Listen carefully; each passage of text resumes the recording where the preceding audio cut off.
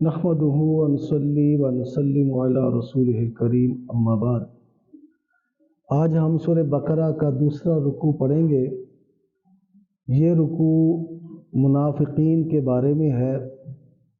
پہلے آپ نے سورہ بقرہ کے پہلے رکوع میں 5 صفات مومنین کی پڑھی اور اس کے بعد 2 آیتوں میں پکے کافروں کا ذکر ہوا، اور آگے یہ پورا رکوع جو ہے یہ منافقین کے بارے میں ہے۔ چونکہ منافقین چھپے ہوئے لوگ تھے، اس وجہ سے ان کا ذکر صراحت کے ساتھ کیا گیا۔ اصل میں منافقین کہتے کسے ہیں اور یہ سلسلہ کب شروع ہوا، یہ ذرا توجہ سے سماعت فرما لیجیے، یہ سارے دورہ تفسیر میں آپ کو کام آئے گا۔ نبی پاک صلی اللہ تعالیٰ علیہ وسلم آپ نے اعلان نبوت مکہ شریف میں فرمایا۔ مکی دور میں یہ منافقین کا وجود نہیں تھا، یہ بالکل اس وقت یا تو پکے مسلمان تھے یا پکے کافر تھے۔ پھر میرے حضور مدینہ شریف تشریف لائے، ہجرت فرمائی۔ اس وقت مدینہ شریف میں جو مدینہ شریف کے پرانے رہنے والے تھے، اوس اور خزرج، یہ 2 قبیلے تھے، اور ان کے ساتھ یہودیوں کے 3 قبیلے تھے، بنو قینقاع، اور اس طرح 2 اور قبیلے میرے ذہن میں نہیں، میں عرض کروں گا۔ یہ جو یہود کے 3 قبیلے تھے، یہ کبھی اوس کے ساتھ مل جاتے، کبھی خزرج کے ساتھ مل جاتے، اور منوپلی ان کی اتنی زیادہ تھی کہ اگرچہ دیگر لوگ جو انصار مدینہ ہیں، جو نصرانی تھے، عیسائی تھے، اگرچہ کاروبار ان کا ہوتا لیکن منوپلی ان کی چلتی، جیسے آج بھی دنیا میں امریکہ پہ حکومت اصل میں یہودی کر رہے ہیں، ان کی دولت ہے، ان کی چالیں ہیں، ان کی چالاکی ہیں، یہ شروع سے یہ یہودی ایسے چلے آ رہے ہیں۔ تو ان میں ایک خزرج کا ایک سردار تھا، عبداللہ بن ابی اس کا نام ہے۔ اچھا، میں نبی پاک صلی اللہ علیہ وسلم آپ جب مدینہ شریف تشریف لائے تو اس وقت پھر اللہ تعالیٰ نے آہستہ آہستہ مسلمانوں کو قوت دی، لوگ جوگ در جوگ مسلمان ہوئے، حتیٰ کہ غزوہ بدر آ گیا۔ یہ پہلی جنگ ہوئی مسلمانوں کی کافروں کے ساتھ جو مکہ سے آئے تھے۔ اس وقت تک بھی منافقین کا وجود نہیں تھا، غزوہ بدر تک منافقین کا وجود نہیں تھا۔ جب غزوہ بدر میں مسلمانوں کو فتح مل گئی اور ظاہر ہو گیا اسلام اور مسلمانوں کی قوت ظاہر ہو گئی، تو اب کچھ لوگ ایسے تھے جو گو مگو کا شکار ہو گئے کہ مسلمان بنے کہ نہ بنے، دنیا کا فائدہ کہیں کم نہ ہو جائے کہ زیادہ نہ ہو جائے، اس کشمکش میں رہے۔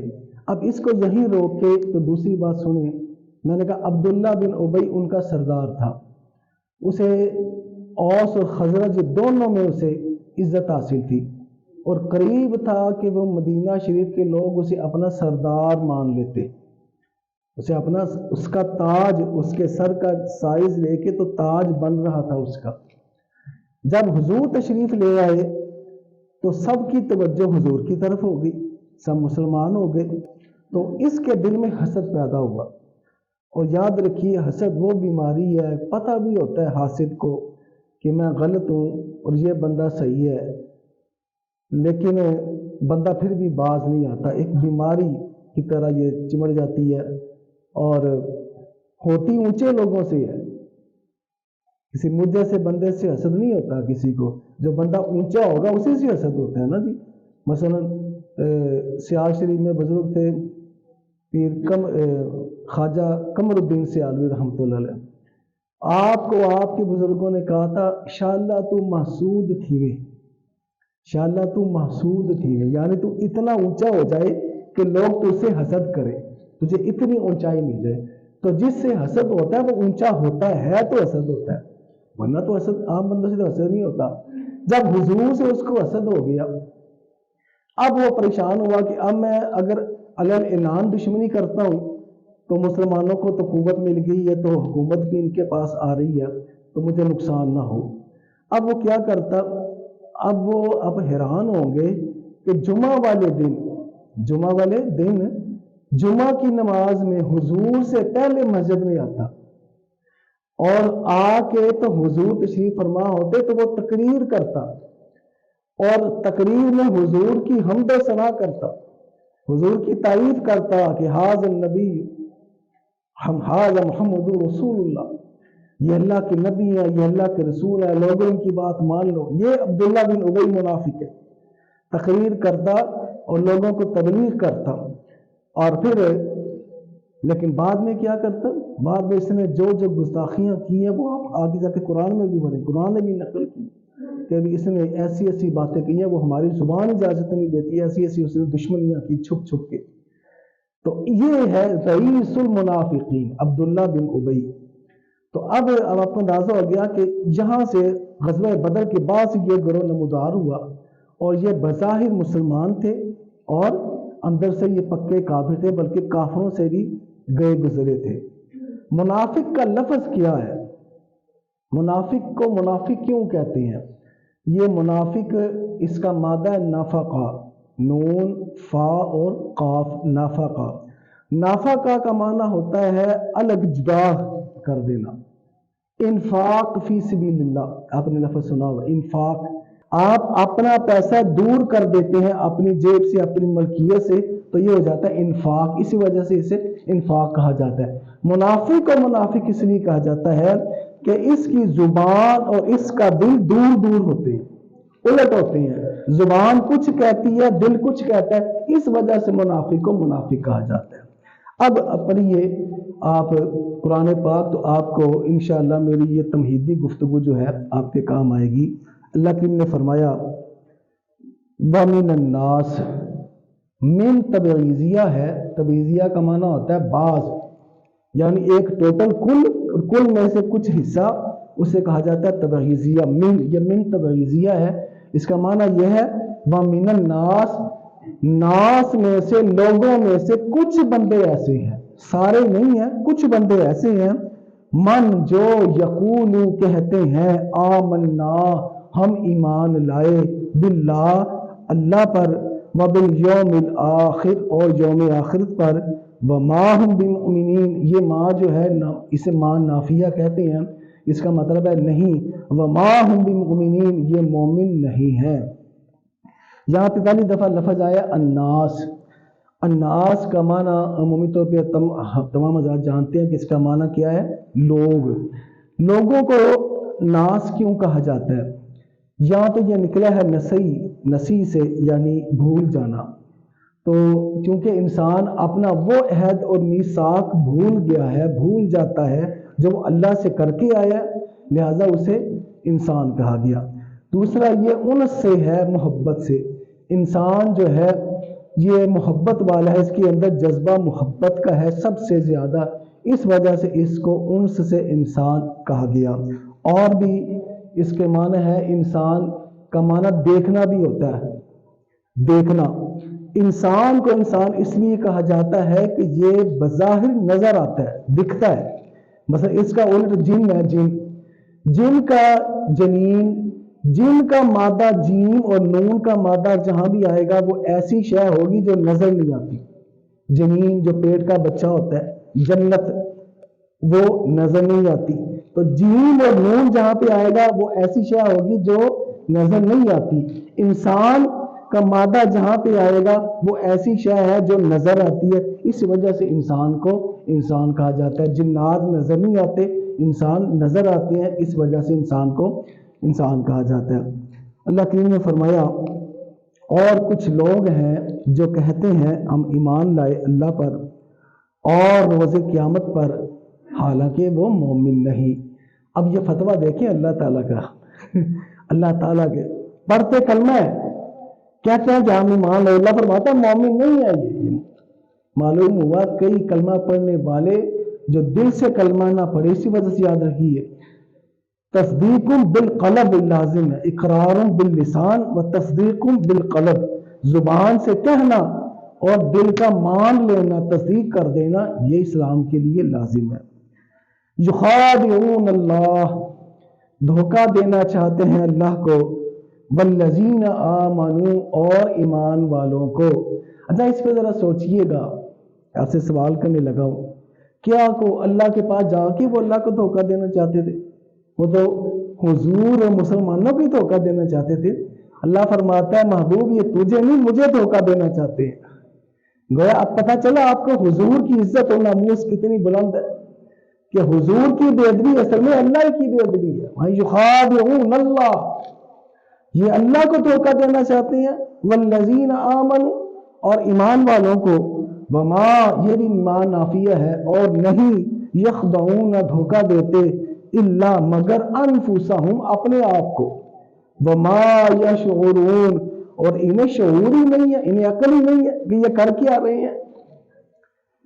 فی قلوبہم، قلب کی جمع فی ظرفیہ، یعنی میں قلوبہم ان کے دلوں میں مرض مرض ہے، بیماری ہے، فزادہم اللہ مرضا پس بڑھا دی اللہ نے ان کی بیماری، وَلَهُمْ عَذَابٌ علیم اور ان کے لیے دردناک عذاب ہے، بما کانوا یکذبون اس لیے کہ وہ جھوٹ بولا کرتے تھے، یکذبون کذب وہ جھوٹ بولا کرتے تھے۔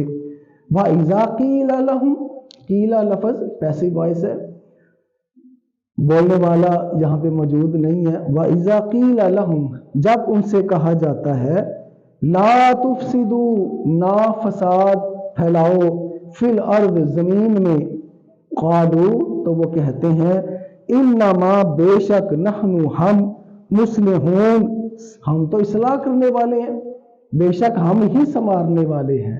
آج بھی آپ امریکہ کا اور یورپ کا اگر دیکھیں تو وہ یہی کہتے ہیں، پورا افغانستان کو تباہ کر دیا، پورا فلسطین پہ ظلم کر دیا، پورا مسلمان کنٹریز پہ ظلم کر کے کہتے ہیں ہم تو دنیا میں امن پھیلانے والے ہیں، ہم تو انسانی حقوق کے چارٹر والے ہیں۔ یہ پرانا چلا آ رہا، دیکھیں فرمایا وہ کہتے ہیں قالوا انما نحن مصلحون، الا خبردار آگاہ ہو جاؤ، سن رکھو، یہ سارے معنی اعلیٰ کے، انہم بے شک یہی ہم المفسدون یہی فاسد ہیں، یہی فسادی ہیں، یہی لڑائیاں کرنے والے ہیں، یہی فسادی ہیں، ولکن لا یشعرون اور لیکن یہ شعور نہیں رکھتے، ان کو عقل ہی نہیں ہے، یہ سمجھتے نہیں ہیں کہ یہ کیا کر رہے ہیں۔ وَإِذَا قِيلَ لَهُمْ آمِنُوا جب ان سے کہا جاتا ہے کہ ایمان لاؤ، کما اس طرح آمن الناس جس طرح لوگ ایمان لائے۔ یہاں پہ سمجھانے کے لیے ہمارے شیخ نے الناس کا ترجمہ کیا جیسے محبت والے ایمان لائے، کما آمن السفہاء وہ کہتے ہیں کہ ہم اس طرح ایمان لائے جیسے بے وقوف ایمان لاتے ہیں، الا سن رکھو بے شک خبردار، انہم ہم السفہاء بے شک یہی بے وقوف ہیں، ولیکن لا یعلمون لیکن انہیں علم نہیں، یہ علم نہیں رکھتے، انہیں پتہ نہیں ہے کہ یہ کتنی بڑی بے وقوفیاں کر رہے ہیں۔ اب منافقین کا طرز عمل بتایا جا رہا ہے۔ وَإِذَا اور جب لقو ملاقات اسی سے ہے، لقو لقاء ملاقات، وَإِذَا لقو جمع گئے اور جب وہ ملاقات کرتے ہیں، الذین آمنوا ان لوگوں سے جو ایمان لائے، جب وہ ایمان والوں سے ملتے ہیں، قالوا کہتے ہیں آمنا ہم ایمان لائے، مسلمانوں کے پاس آ کے کہتے ہیں ہم بھی مسلمان ہیں، ہم ایمان لائے لے آئے ہیں۔ وَإِذَا خَلَوْا اور جب خلو خلوت میں ہوتے ہیں، جب خلوت میں ہوتے ہیں، إِلَىٰ شَيَاطِينِهِمْ اپنے شیطانوں کے پاس، یعنی جو اپنے جہاں پہ اللہ کریم نے ان کے دوستوں کو شیطان کہا ہے، منافقین کو شیطان کہا، فرمایا إِلَىٰ شَيَاطِينِهِمْ جب وہ اپنے شیطانوں کے پاس ہوتے ہیں، قالوا تو وہ کہتے ہیں انا معکم ہم تو تمہارے ساتھ ہیں، انما نحن مستہزئون ہم تو صرف ان کا مذاق اڑا رہے ہیں، استہزاء کر رہے ہیں، یعنی وہ کہتے ہیں کہ ہم تو مسلمانوں کا مذاق اڑاتے ہیں، ہم تو اصل میں تمہارے ساتھ ہیں، یہ منافقت ہوتی ہے نا جی۔ اللہ یستہزئ بہم اللہ سزا دے رہا ہے انہیں اس مذاق کی، یستہزئ بہم۔ کئی لوگوں نے یہاں پہ ترجمہ کیا اللہ مذاق اڑا رہا ہے، تو مذاق اڑانا اللہ کی شان نہیں ہے۔ عربی زبان کا یہ قاعدہ ہے کہ جب کسی کو اس کے جرم کی سزا دی جاتی ہے تو وہی لفظ استعمال کر دیا جاتا ہے، تو اس لیے یہاں یستہزئ بہم کا لفظ استعمال ہوا۔ اس کا ترجمہ یہ نہیں کریں گے کہ اللہ مذاق اڑا رہا تھا، نہیں، اللہ ان کے مذاق کا بدلہ دے رہا تھا، ان کو سزا دے رہا تھا۔ اللہ یستہزئ بہم، اللہ سزا دے رہا ہے انہیں اس مذاق کی۔ وَيَمُدُّهُمْ، مد لفظ عربی زبان میں مد آتی ہے نا، یہاں پہ ہم کیا کرتے ہیں، کھینچتے ہیں، لفظ کو لمبا کر دیتے ہیں، اور انہیں کھینچ کے اللہ فرماتا ہے پھر وَيَمُدُّهُمْ، انہیں کھینچ کے، یہاں تو کھینچنا ہم کہتے ہیں کہ پکڑنا، یہاں پہ کھینچنے سے مراد یہ ہے کہ انہیں ڈھیل دی جا رہی ہے، ان کی زندگی کو، رسی کو دراز کر دیا جاتا ہے۔ فی طغیانہم یعمہون، تاکہ وہ اپنی سرکشی میں بھٹکتے رہے، اپنی سرکشی میں ان کی رسی اتنی ڈھیلی کر دی کہ وہ اپنی سرکشی میں بھٹکتے رہے۔ اولئک، یہی ہیں وہ لوگ، الذین، یہی ہیں وہ لوگ، اشترا، جنہوں نے خرید لی، الضلال، گمراہی، بالہدا، ہدایت کے بدلے۔ وہ بندہ کیسا خریدار ہے جو ہدایت دے کے تو گمراہی خرید لے، یہ ہے جو اپنے آپ میں بڑے عقل مند بنتے تھے۔ آپ نے سوچنا یہ ہے، اب یہ اس رکوع کا جو میسج ہے نا، وہ یہ ہے کہ آپ کو اس دنیا میں بھی بڑے عقل مند نظر آئیں گے، بڑے چلاک قسم کے بندے، وہ آپ کو کہیں گے کہ ہم جیسے تو کوئی عقل مند ہے ہی نہیں ہے، لیکن وہ ساری عقل مندی، اپنی سارا علم، سارا نالج وہ دنیا کمانے میں خرچ کر دیتے ہیں، آخرت کو تباہ کر دیتے ہیں۔ تو اس سے پتہ یہ چلتا ہے کہ وہ کیا عقل مند ہے جو اپنی دنیا کے لیے اپنی آخرت کو تباہ کر دے۔ عقل مند وہی ہے جس کی توجہ اپنی آخرت کی طرف ہو۔ فرمایا یہی ہیں وہ لوگ جنہوں نے ہدایت کے بدلے گمراہی کو خرید لیا۔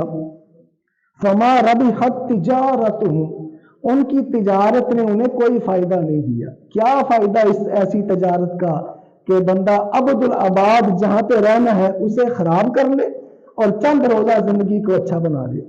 وما کانوا مہتدین، اور وہ صحیح راہ نہ جانتے تھے، انہیں پتہ ہی نہیں تھا کہ صحیح راستہ کیا ہے۔ اب اگلی دو مثالیں آگے اللہ نے دی ہیں کہ منافق کیسا ہوتا ہے اور وہ کتنا بے وقوف ہوتا ہے اور وہ اپنا کتنا نقصان کرتا ہے۔ مثلہم، ان کی مثال ایسے ہے، کا مثلی، جس طرح الذی، ایک بندہ، استوقد نارا، اس نے آگ جلائی۔ اب اندھیرا ہو، گھپ اندھیرا ہو تو بندہ آگ جلائے تو روشنی ہوتی ہے، اس نے روشنی کے لیے آگ جلائی۔ فلما اضاءت، پس جب روشن ہو گیا، ما حولہ، جو اس کے ارد گرد ہے۔ ماحول کا لفظ تو آپ نے سنا ہوگا اردو میں، یہ ہے ما حولہ، جو اس کے ارد گرد، اس وقت ہمارے ارد گرد ہے تو یہ ہمارا ماحول ہے۔ ما حولہ، جو اس کے ارد گرد ہے، وہ جب روشن ہو گیا، ذہب اللہ، اللہ لے گیا، بنورہم، ان کی روشنی۔ اب اس نے آگ جلائی روشنی کرنے کے لیے، جب خوب روشنی ہو گئی، اللہ ان کا نور، ان کی روشنی دے گیا۔ وَتَرَکَهُمْ فِي ظُلُمَاتٍ، اور انہیں اندھیرے میں چھوڑ دیا، لا یبصرون، وہ کچھ نہیں دیکھتے۔ اچھا یہ مثال کیا ہے اصل میں، سمجھیے مثال یہ ہے کہ وہ منافق تھے، انہوں نے ظاہر کلمہ پڑھا۔ ظاہر جب کلمہ پڑھا تو کلمے کا فائدہ تو ہے نا، وہ انہوں نے جو کافروں کے خلاف مسلمانوں کی تلوار اٹھتی تھی اس سے اپنی جان بچا لی، اور مال غنیمت میں بھی حصہ انہیں ملنے لگ گیا۔ اب انہیں ایک یوں سمجھے کہ انہیں ایک موقع مل گیا، انہیں دنیا کے فائدے حاصل ہو گئے اس کلمہ پڑھنے سے۔